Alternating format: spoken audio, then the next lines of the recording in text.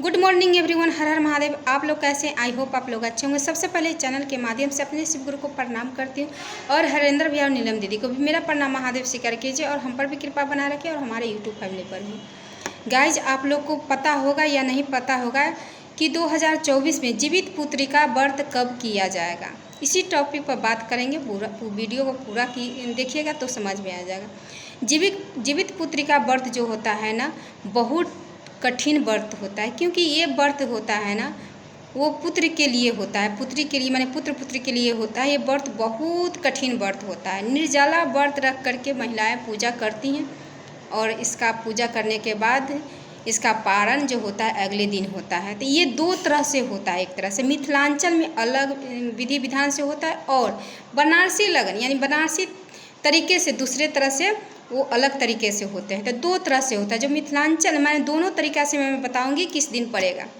तो जो ये व्रत जो होता है ना बहुत कठिन होता है। इसमें निर्जला व्रत किया जाता है। इसमें किसी पेड़ पौधे के पत्ते नहीं तोड़ा जाता। ऐसे तो किसी भी व्रत में पेड़ पौधे के पत्ते तोड़ना अनिवार्य नहीं है, माने नहीं तोड़नी चाहिए किसी भी व्रत में, लेकिन तोड़ लेते तो कोई बात नहीं। लेकिन ये व्रत बहुत कठिन है, क्योंकि ये व्रत किसी कैंची से भी नहीं कुछ काट सकते, नहीं छुरा चाकू से भी कुछ नहीं काट सकते, जहाँ तक कि सब्जी तक नहीं, जहाँ तक कि ब्रश भी नहीं किया जाता है, निर्जला पानी तक नहीं पिया जाता है। ये व्रत ऐसा व्रत है। लेकिन महिलाएं नहाती हैं तो पूरे श्रृंगार उंगार करके ये पूजा करती हैं। ये व्रत बहुत अच्छा व्रत होता है जो पुत्र के लिए किया जाता है। ये 2024 में जो 23 तारीख यानी 2024 में 23 तारीख जो सोमवार पड़ रहा है उस दिन नहा खा, मिथिलांचल अनुसार उस दिन नहा खा है, यानी उस दिन नहा करके खाया जाएगा। खूब माने अच्छा से पवित्र होकर के तब उस दिन खाया जाएगा खाना पीना। उसके बाद अगले दिन उपवास किया जाएगा। अगले दिन सुबह में इसमें सरगनी खाया जाता है, सुबह में खाया जाता है कुछ।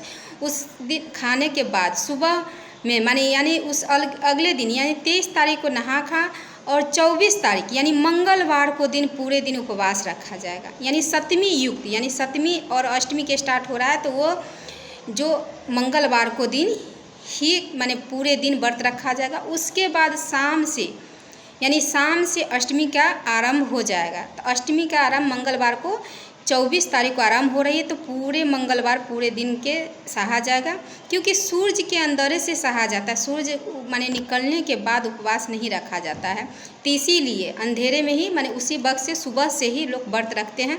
तो उस दिन पूरे मंगल दिन उपवास रखेंगे। उसके बाद यानी 25 तारीख 24 को भर दिन उपवास रखेंगे। उसके बाद माने 25 होगा, उस दिन शाम को 5:05 पर अष्टमी तिथि समाप्त हो जाएगी, नवमी पड़ जाएगी। नवमी के बाद आप माने नवमी जब पड़ेगी तो आप अपन भोजन ग्रहण कर सकते हैं, यानी पारण उसका हो सकता है, पारण लोग करेंगे। तो आप लोग को समझ में आ गया कि जो है मिथिलांचल में इसी तरह का करेंगे कि 23 तारीख को नहा खा सोमवार को करेंगे, मंगलवार यानी 24 तारीख को पूरा उपवास करेंगे, बुधवार 25 तारीख को वो शाम को 5:05 के बाद भोजन ग्रहण करेंगे, पूजा पाठ करके भोजन ग्रहण करेंगे। उसके बाद एक बनारसी लगन के अनुसार जो होता है तो वो पूजा जो होगा वो उद्या तिथि से माना जाएगा। यानी अष्टमी कोई भी पर्व होता है तो अष्टमी जो होता है चाहे कोई भी पर्व उद्या तिथि में ज़्यादा महत्व होता है, वो उद्या तिथि से माना जाएगा। जो 25 तारीख को स्टार्ट पूजा होगा और अगले दिन यानी 26 तारीख को उसको सुबह में ही पारण हो जाएगा। तो हम आप लोग को दोनों समझ में आ गया। जिनको जिस तरीके से अपना करना है तो वो कर सकते। दोनों व्रत बहुत अच्छा है, दोनों तो एक ही व्रत है लेकिन दोनों अपने आप में बहुत अच्छा। मंगलवार को भी कितने उपवास रखेंगे और बुधवार को ही कितना कोई उपवास रखेंगे। 2 दिन का ये व्रत हो गया, लोग करेंगे 2 दिन का व्रत। तो 2 दिन का जितना हर साल इसी तरह थोड़ा बहुत कम बेश होता रहता है, दिन में रात में पारण का समय चेंज होता रहता है इसी तरह, क्योंकि उसमें सप्तमी युक्त मिथिलांचल में किया जाता है। तो आप लोग को समझ में आ गया कि ये व्रत पुत्री के लिए किया जाता है। बहुत अच्छा व्रत होता है, लेकिन इसमें कठिन बहुत, क्योंकि इस दिन बाल तक नहीं झाड़ा जाता है, बाल भी नहीं झाड़ा जाता है, कपड़े इत्यादि पवित्र पहन सकते हैं।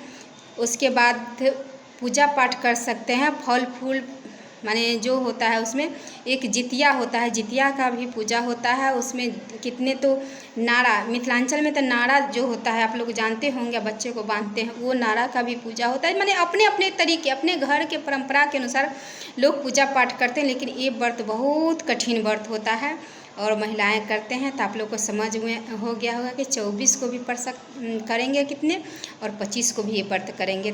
तो मैं इस वीडियो को एंड करती हूँ। जो अष्टमी तिथि यानी आश्विन मास के कृष्ण पक्ष के अष्टमी तिथि को ये व्रत रखा जाता है। चलिए गाइज वीडियो को एंड करते हैं। अगर अच्छा लगा होगा तो लाइक सब्सक्राइब शेयर जरूर कीजिएगा। ओके।